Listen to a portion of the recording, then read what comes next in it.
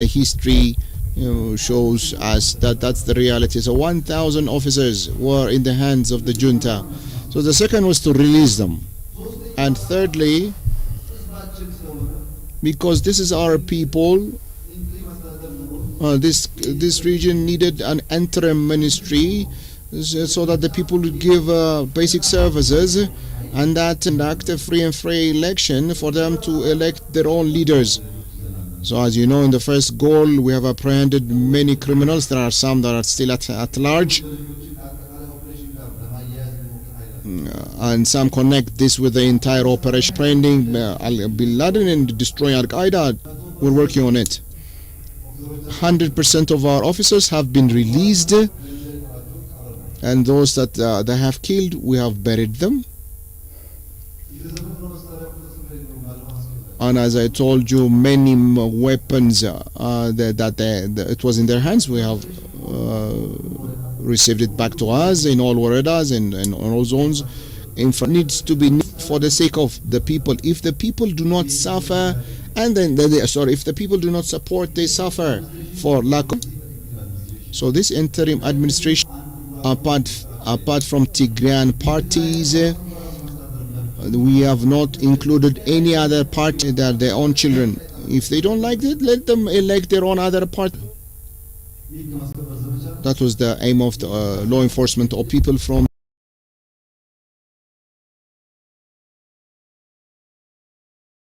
dispersed junta, and then they create anger on the defense forces. As a result, some damages has been occurred because of repeated hitting us with those heavy armaments. We're not responding in the same manner because, like in Iraq, modern armies, was against civilians. So 20 parallel damages. Having started a war, you can't say you cannot slap me. That's like in a boxing match, not in a battle. It's an ugly thing, a battle once it's started. In religious institutions, deliberately trying to inflict damages on civilians. We went a long way to make it careful as possible. Now, for the people of Tigray, for Ethiopians, and for this parliament, I want to say that TPLF is like a spread flower. We cannot gather it together and make it an entity. Let's forget that entity. Let's think of a new power, a new state. There are many educated people in Tigray. Let's not go over past damages again. Honorable Parliament, for instance, how can they stand before the media and speak with an open face? Would they have the moral to say anything, to do anything? Who would listen to us? Who would trust them? How can he come back and be president again? It's impossible. It's gone. It's never to come back again. As they say, Colonel Mengistu and the special command Gambela, but he's not around. Such kind of propaganda will not be of any use for Ethiopia. What we need is to strengthen ourselves, stabilize the country, and lead them towards the path of peace, because there's a lot of damage in connection with human rights violations. As I said earlier, war is destructive. It would damage many, but in Tigray region, there are some problems inflicted. Apart from the propaganda and the fake news, there have been rapes, destruction of property. We have information. In connection, we reviewed it with our defense force for a week. For any member of the defense force who has done rape on our Tigrayan sisters, destroyed the junta, not will be held accountable. When we hit the junta, if we don't lead the operation using an ethical manner, that would be very dangerous. So now that if they it's not me, after the barrel. They conducted rapes and also other things. It created a story that now is being used to create conflict between the two people. And that's what we're suffering for.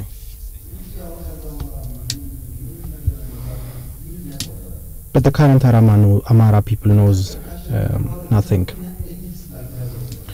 When the defense force, when the army wins, after the victory they have to be controlled, otherwise they will create distractions. Will announce the victorious, the warriors, but will also take actions against distractions. There are propagandas, there are examples that should be corrected. Apart from what we do, the Human Rights Commission has been our report. Between the report of the Human Rights Report and the propaganda of the junta, there could be differences in numbers, but not even one life should be spared. And the Honorable House should also understand it's not only the junta, but the distractions against the people should also be taken into consideration, because a lot of people are starving and also being displaced. Some people on the left eye, but at the same time they can't see something else with the right eye. People suffering from human rights violations, those people feeling the challenge that take place in Tigray, do not say anything about women are raped by men, but our members of the force are attacked by arms. When they were attacked by cars, when they were driven over, no one talked about it. The Maikadra genocide was conducted by an organized force. Think about it. Fine, you don't want to talk about Maikadra, but the current problem should be mentioned. The genocide in Maikadra never took place in any other part of it. It's still requesting us billions after being attacked by the rockets launched by the junta, one of our own. When rockets were launched to Gondar, a family died. Farmers. No one is talking about that. Think about that. Why? Is it because they're black, they're farmers, because they don't have money, have Facebook, they can't hire a lobby? One person cannot speak alone. All the voices are directed to one place in Benishangul, Oromia, Amara, and Tigray. All are equal for us, whether rich or poor, whether they are farmers or consumers. Therefore, we should not be focused in one area. That causes a problem. 2, country sent flour to Tigray, and none was reversed. The people of Tigray eat flour. They want to support. They asked for unlimited access. After we opened it, it's what you see. We don't need comments on Twitter. We want you to support us in practice. It's not about covering 70%, but the Ethiopian government, after the operation, invested more than 40 billion birr. Electricity, airport, roads were damaged, we're fixing that. Education and health, we're fixing that. So we invested more than $1 billion. We transported what we have been able to harvest.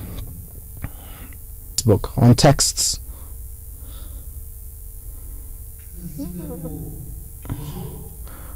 More to that.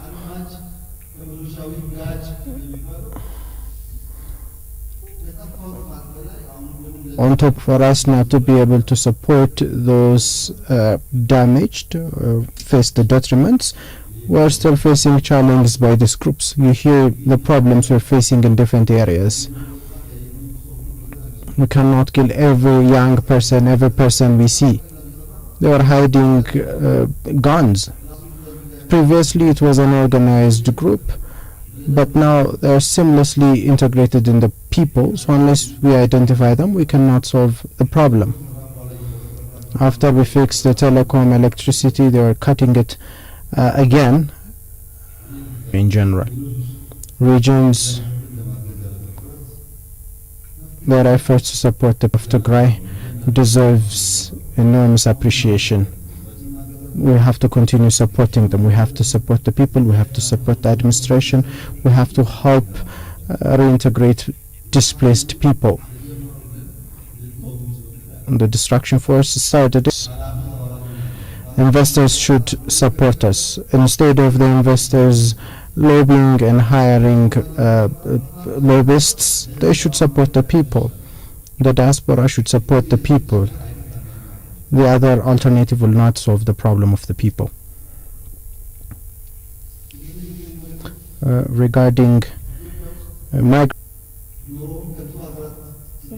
we have different camps in different areas. We receive refugees, but if we take Eritrea alone, there are around 200,000 Eritreans that are living in Ethiopia.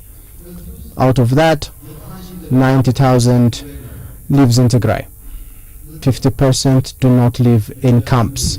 They live in town, in cities. This is more than 50%. Eritrean refugees living in Tigray, and concerns regarding that. We have 4 camps in Tigray. 2 of the camps are in 20-kilometer difference between the border of Ethiopia and Eritrea, and as a camp that's established outside of the UNHCR resolution. It has to be more than 50 kilometers away from the border. For the UNHCR, in the past, we have asked them to remove or to transfer that camp to a different and safe location. One, because in the camp there were activities regarding Eritrean oppositions, and there were concerns from the Eritrean side as well.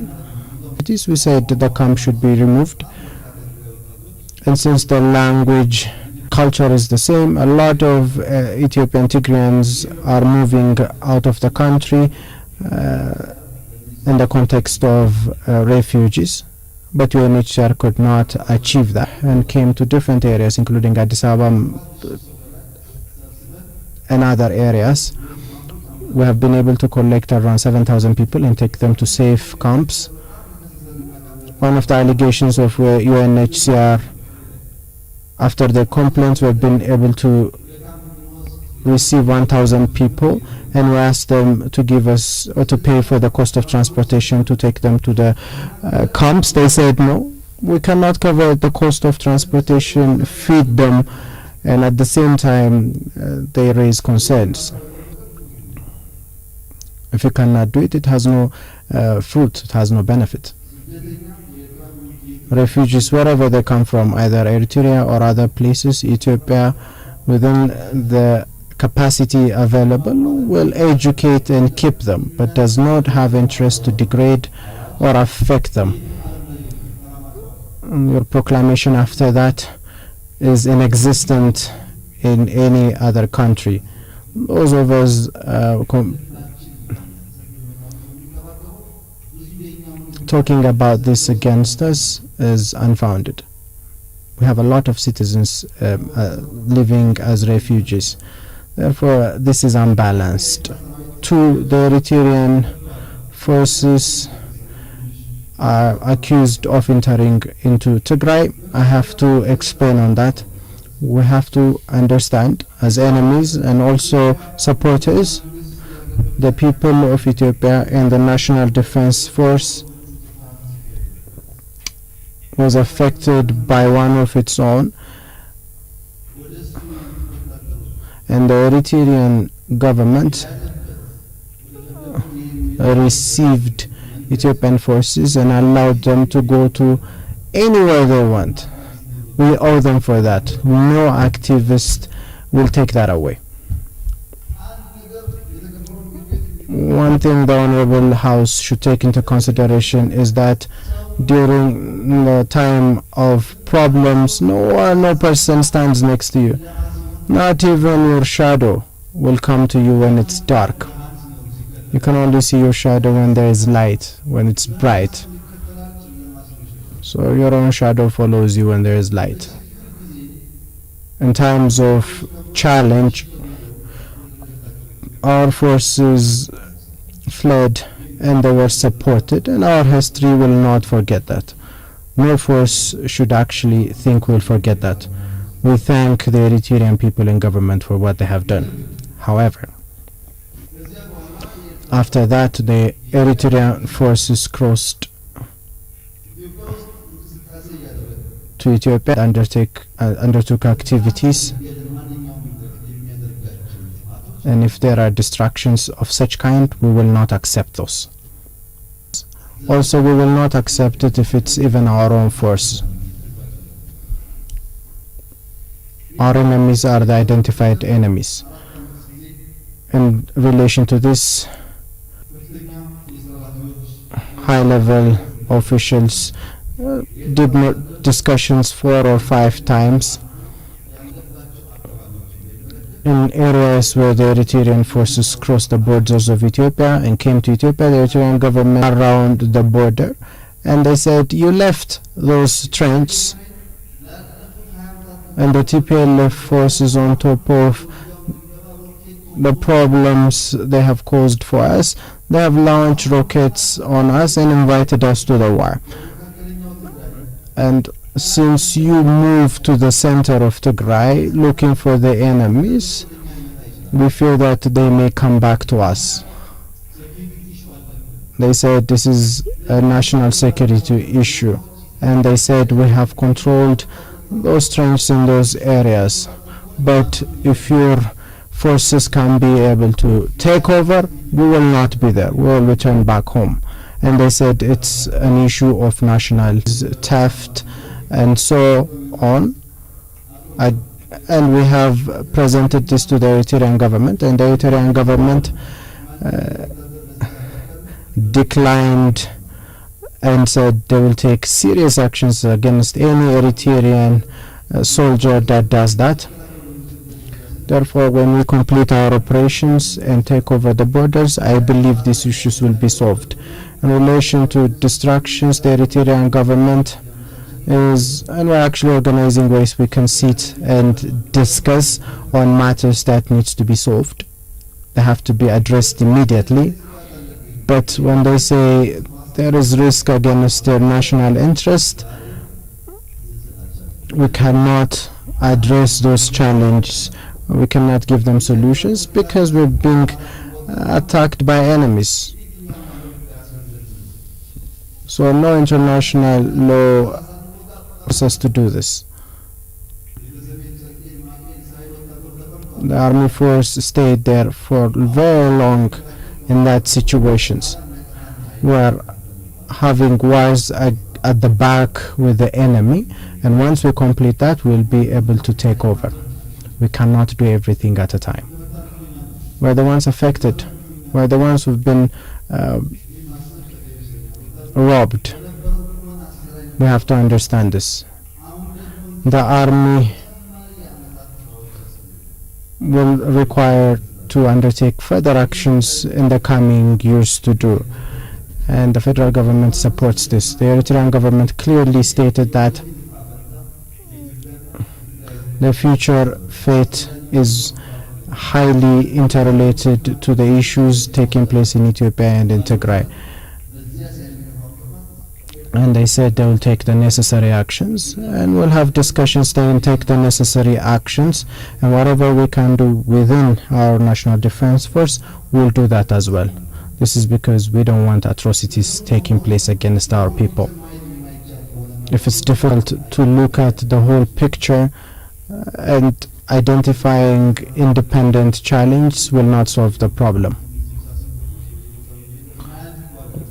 We don't have infinite National Defense Force. We cannot send them every.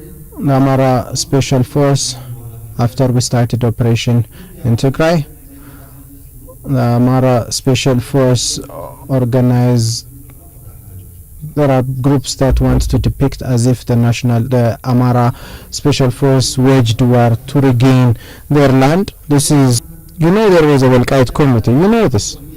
The Ethiopian people know that there was a Welkite committee that was negotiating and arguing for the past 5 and 10 years. This Welkite committee was arrested in Sulta when they came to the House of Federation to raise their border commission in the first place. The commission was organized because there were questions, there were problems. The junta did not receive the commission because they know what they did.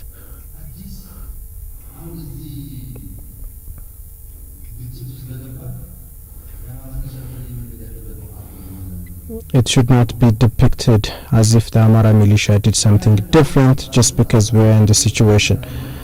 The Welkite and Raya situation was always raised to the parliament, to the parties and the media as well. Some are painting it as if it happened after the operation. Some are saying the Amara Special Force should leave the area. It's funny.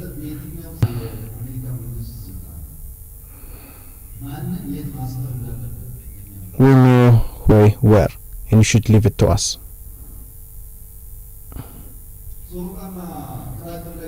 Regarding Soroka and Kraker, it's not the Amara Special Force that started the war. They were sitting calm and the war was waged against them.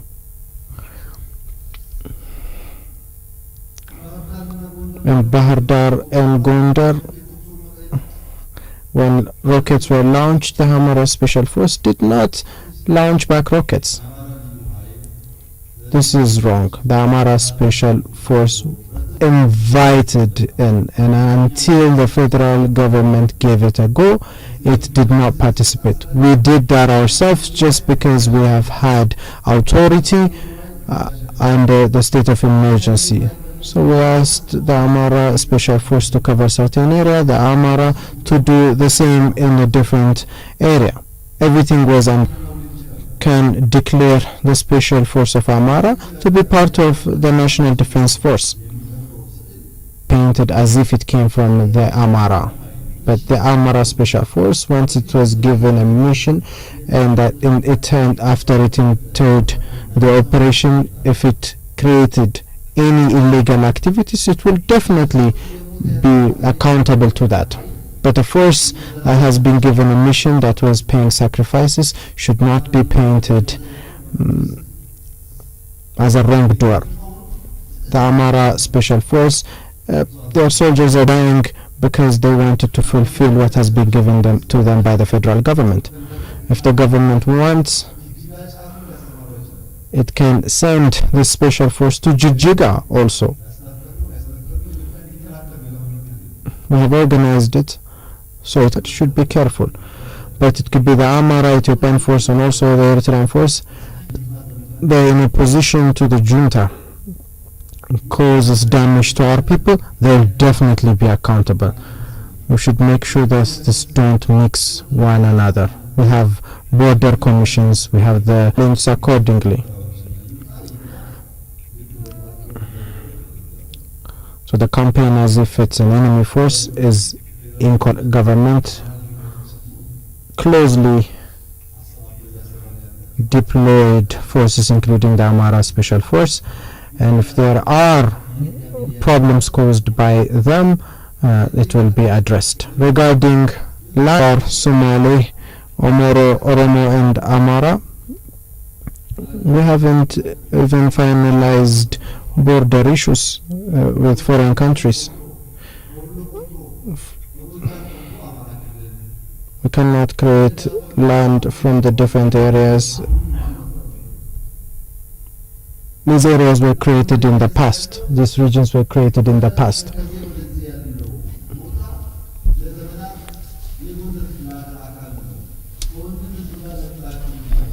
So they're saying our brothers are in the other part, so if it is true or not, it will be considered in a legal manner, but to consider them as an invading force is not correct. So special battle, we have won, and the propaganda, time will tell. But Amnesty and UN, other Ethiopians in agencies Most of them belong to TPLF cadre families. For the past 30 years, they have received places in the agencies. So it's this family, the agent, the cadres, that is distorting the images of the agencies.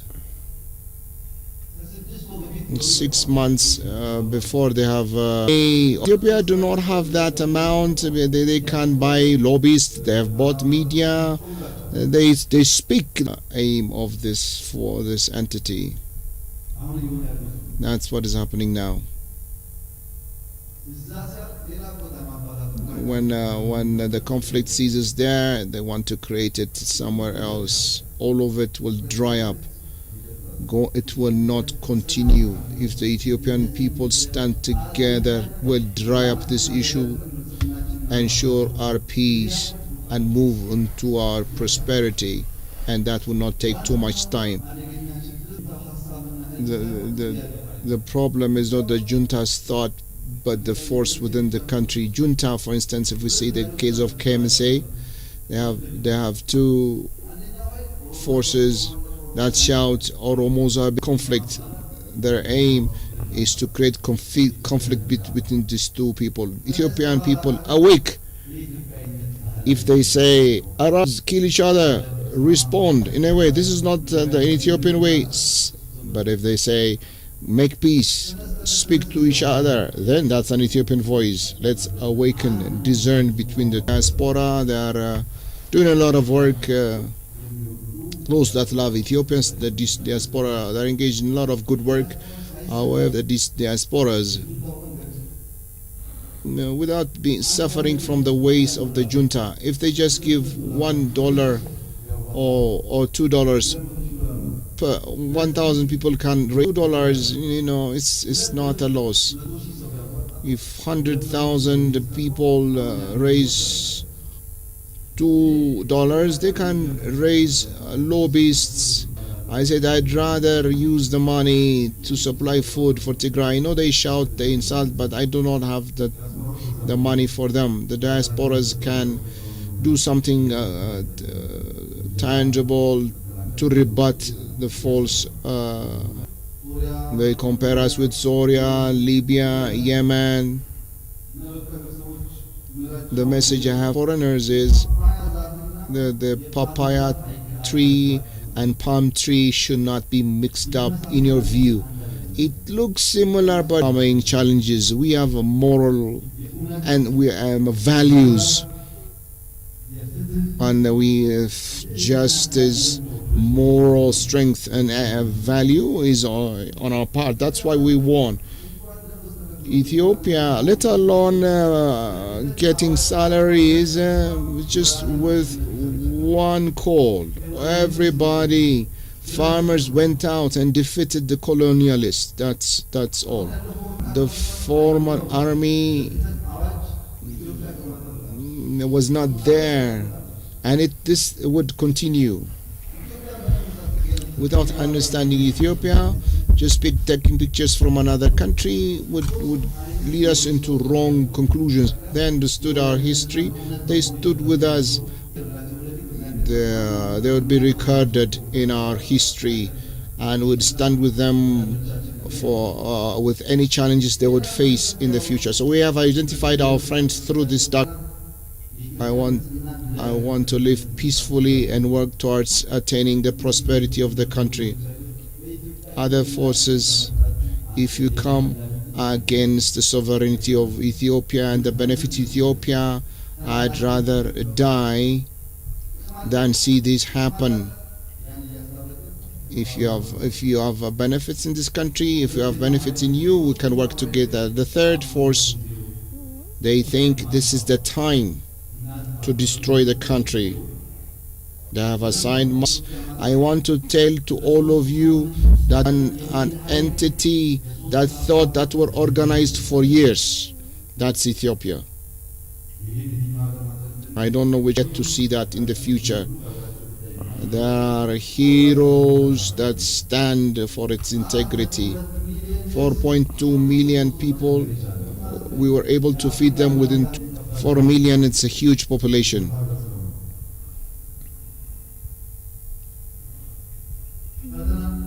So challenges, undue pressures, be-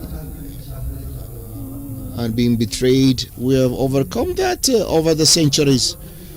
Many a time people have given hope on this country, but Ethiopia, they are working to destroy, to dismantle the country.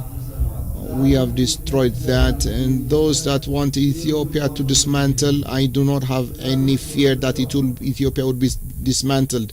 All threats have been demolished, even under great pressures, be it Christian or Muslim.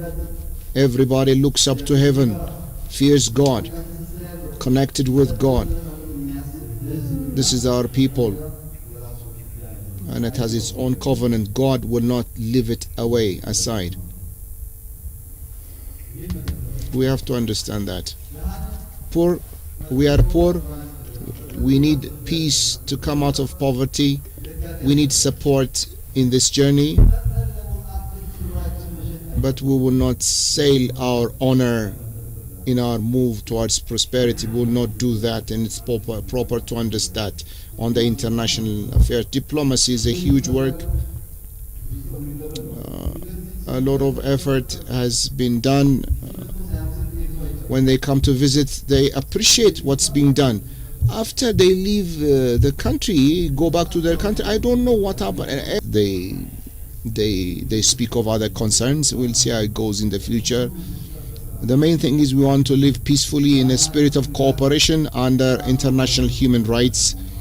That is our stand. Apart from that, threatening and warnings do not go a long way. I told you earlier, you might have forgotten it. Their minds have dried up. It is that mentality that are making them think of guerrilla warfare. It has ceased. It's stopped. That political environment that occurred back then is not there anymore. What Tigray want is educated young man who understand the situation, creating. They can kill some people, but they will not get anywhere. It's a meaningless. Before the reform, after the reform, they fled and arrived in Tigray. That was a big mistake. We called them, we begged them, and they refused to join. Prosperity kind of mistake. And then they crossed the red line and attacked the army forces. That is third mistake. And guerrilla would be mistake number 4. We should leave that apart. Love that is guerrilla. The people of Tigray are being. If it can be conducted anywhere, it would be destructive for Ethiopians.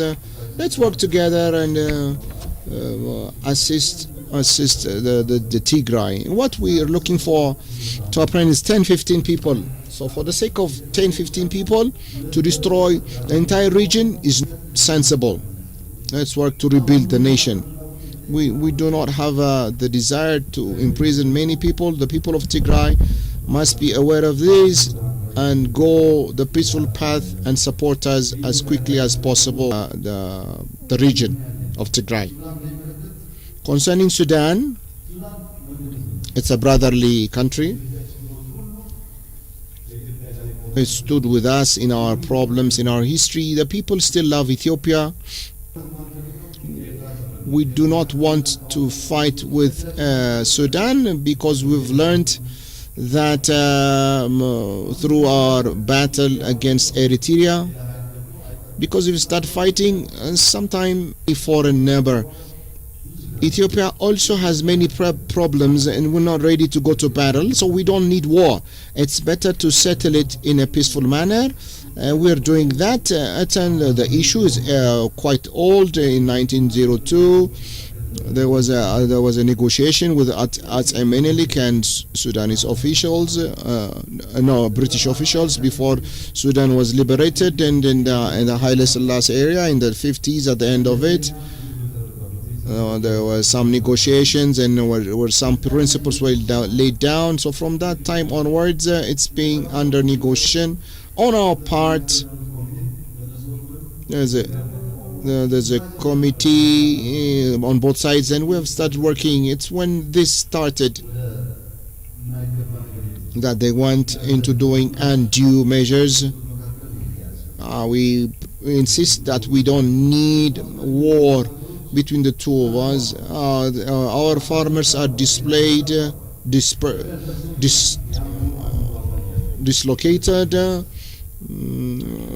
but we do not want war. So Sudan, they say, have created friendship with other countries. Ethiopia, Sudan can create a relationship with any country it wants to, but it cannot be an enemy to Ethiopia. Even the word Sudan in Arabic means, and in Greek, Ethiopia, they have the same meaning. It's one people. You can go anywhere.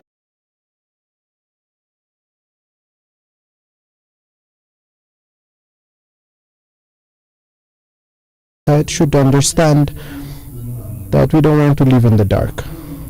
We want electricity. Our light, our electricity might go to them, but it will go to Khartoum and joins Nile.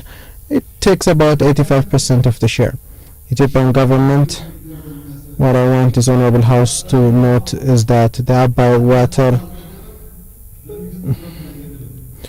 has not been stopped in the past, will never also be stopped in the future. That by water, if we wanted to stop it, we could have. It's still flowing. The water flowing from Dana, it was there last month, 3 months ago. It's still there. What we said is during the summer when it's the rainwater. Saying that you cannot use the rainwater is very difficult.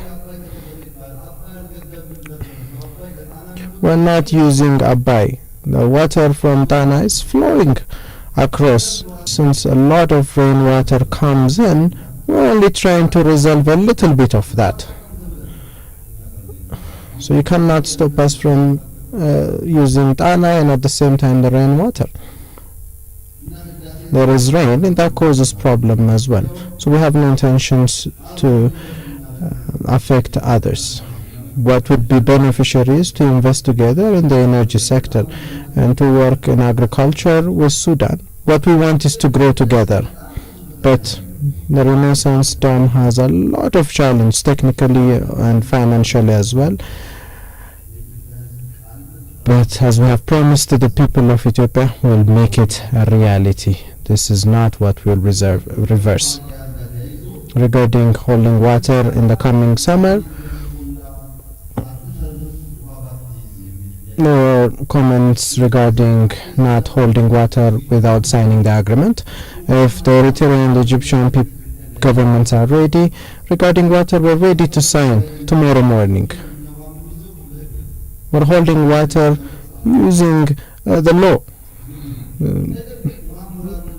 But regarding filling of the dam, and if we want to talk about the operation at the same time, it takes time since there are a lot of things to talk about. That way we will miss the summer. Missing the summer means for us, our dear brothers in Egypt and Sudan, it means losing $1 billion for us. We lose $1 billion every year. We can't get that money because we're supporting Tigray and other people, and there's no way we can get that money. So we'll hold water. If there are any negotiations to be done before that, we'll do that. When we hold water, we'll make sure that it does not affect them because we don't want our brothers to be affected. We'll have 6 million trees planted. That will bring about more rain. There are two techniques to bring water. There is a launching from the ground to the skies that has salty contents that will bring rain, and also spraying mechanisms. What's interesting about the technology is that when there is more rain, there will be more cloud in the skies. We'll have more rain in Ethiopia. We're planting trees. We'll artificially bring rain. and we'll make sure rain is available to different areas. We are investing freely to plant trees. Therefore, we want them to look at the situation calmly. Regarding the Renaissance Dam, however, no matter what challenge we face, we will make it happen as per the promise. Regarding election, the current election will not take media. When I was coming here to this office, there were more than 200 something bloggers that were blocked. It's open now, and there are a lot of people supporting them. The political platform is also widened. It's not how it was in the past. There are also differences in the stories, as we have mentioned earlier. Because of this, the coming political parties that has preparation to participate on this election, the government has discussed and talked and supported them more than halfway. I have also personally involved in the election. We haven't sent elders, negotiators, mediators.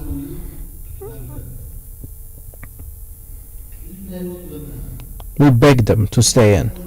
For example, in Oromia, I've talked to Ofeco so that they can remain in the election with mediators present. Recently, political parties that wished to participate in the election asked the election board, election should be supported so they can participate in the election. Away with the provisions in the law, we'd rather include it in the law and make them participate, and I believe the election board will also do that. The order by all parties will participate fairly. Ethiopia will be a winner in this, and even if we lose first time, we have to be able to congratulate others despite the incumbents. That's the Ethiopia we want to see. If we win, it should be in a legal way. We should not steal ballots. We have educated hundreds of thousands of our members and told them that our victory is when the election becomes free and fair. Has been this will be an opportunity for Ethiopia to be a winner in the end.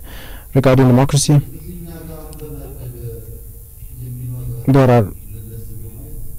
it would be important to look at countries that has democracy, that says we have flourished democracy. Democracy is a process. It will not safeguard democracy entirely, but it's important to achieve democracy. In the US, when you ask them, they say they have a democracy that stayed for 300 years. That's not true. In the US, women were unable to vote for 150 years. To vote only. No, it took them another 250 years for women to be elected. There needed to be democratic and cultural change for a woman to be elected. It's not a democracy we create overnight. The system has to change. Blacks in the US took them 200 years to elect, to vote. They were not allowed prior to that. It took them 230 years to be elected. And the experience of this country tells us that.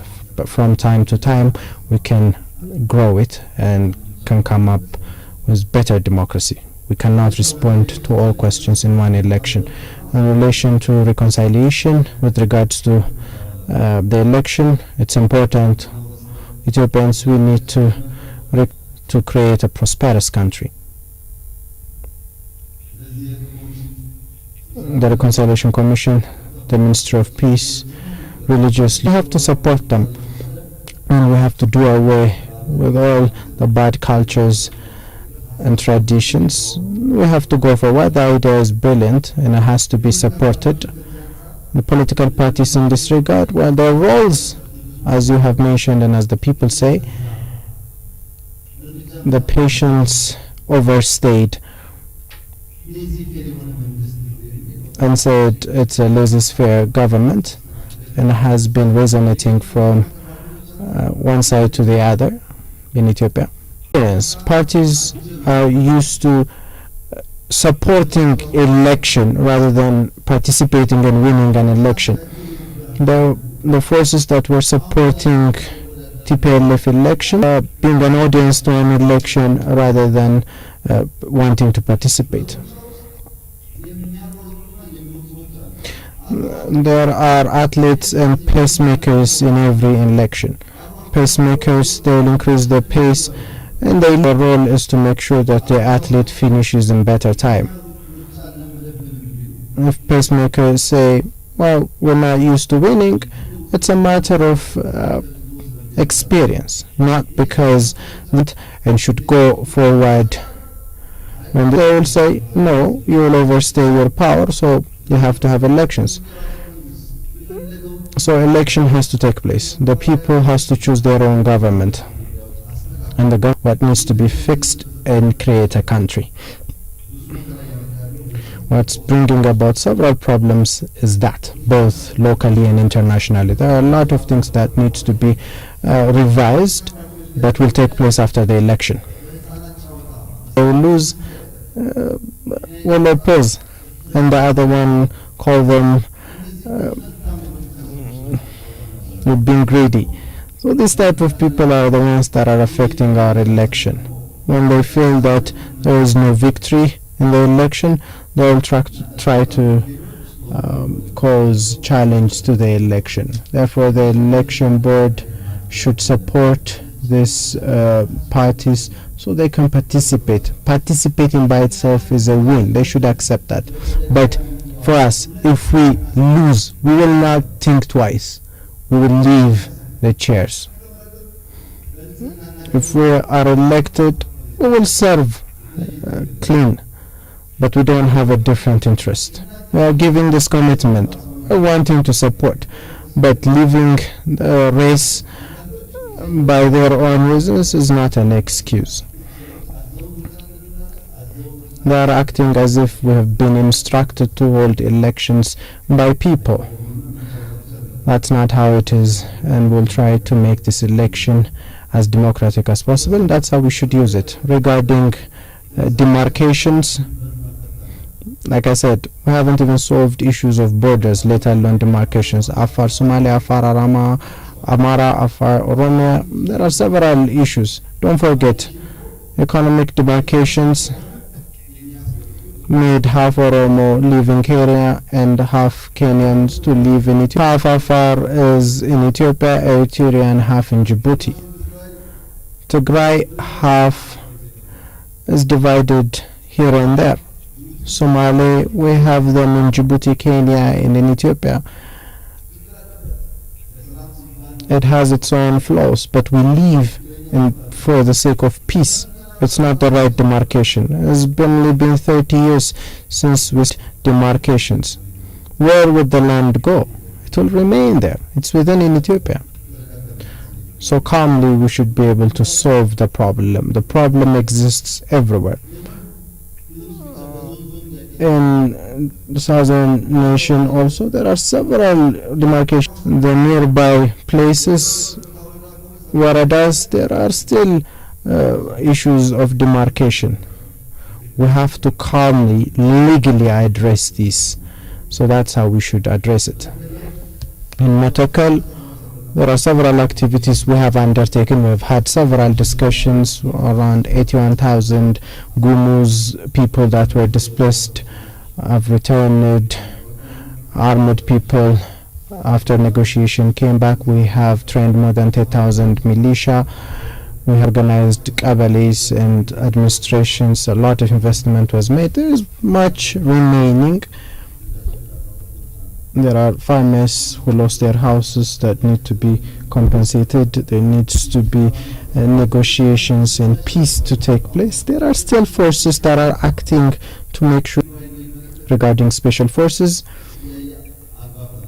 it was raised in different perspectives in relation to Kamise.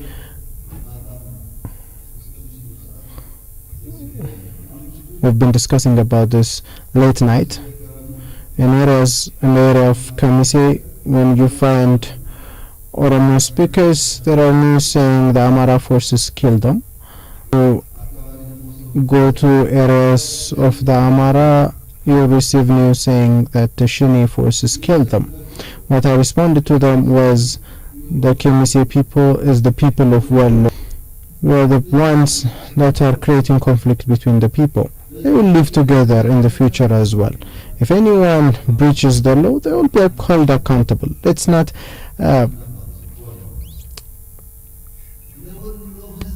put fuel into the fire. There is more people that's close to the Wallo than they are. The same for Kamise as well. The Kamise is nothing without the Wallo. These are one people. So calmly we have to make sure that no person is affected in those areas, and we have to help them journey towards development and growth. A special force cannot attack its own people. It's still Amara region. This kind of calmly addressed. What would be important is to calmly reduce the number of deaths. In each death you go to Tigray also, the actual report and what's exaggerated are different. We have to be calm in addressing this, and the government together with the people will do whatever it takes. But the challenge for us is we have fires everywhere, and extinguishing fire is not the only task we have. Every people in different areas should support us. We don't have million forces. We cannot distribute the forces we have everywhere. We will take that into consideration in our activities, and we urge you to support us. We have committees in Kamise, but it should not be expanded, and everything has to be addressed in a legal manner. That's the approach that benefits Ethiopia. When we compile issues, we hear a lot of challenges, problems, killings that causes nightmare. On the other side, there is growth, there is development, there is prosperity. So let's come together. Let's support each other. There is no Ethiopian that will be affected by the growth of Ethiopia, but the loss of Ethiopia will be a loss for each and every one of us. You cannot be rich independently where you have a poor country, and I believe that's achievable. Therefore, the Honorable House should also give its support. That way we can achieve better as we have better experience. Peace be upon you. Thank you so much. I want to thank His Excellency Prime Minister for the responses given. Accordingly, the 10-year plan would go to approving is those who are in favor of it, of the approval. Thank you. Those against? Abstainers? None. So the 10-year economic plan has been approved unanimously. Number attached. 11th meeting, regular meeting has ended.